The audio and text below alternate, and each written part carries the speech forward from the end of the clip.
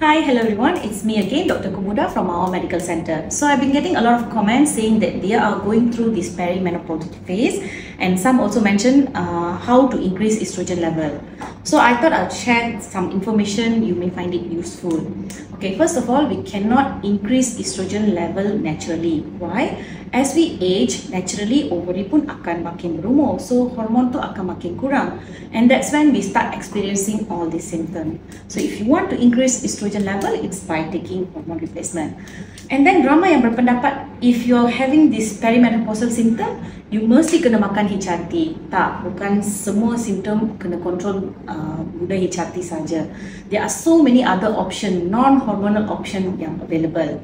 Okay, number one is lifestyle changes. So regular aerobic exercises such as swimming, yoga or jogging might help to reduce all these vasomotor symptoms.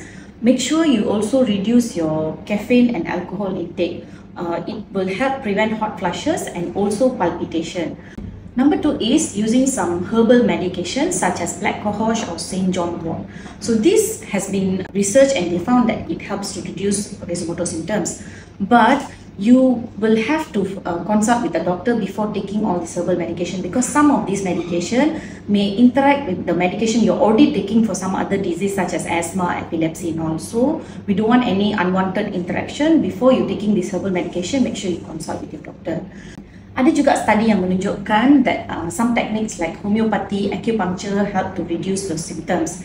Ada juga ubat yang non-hormonal such as gabapentin and clonidine yang efektif untuk help to reduce these vasomotor symptoms.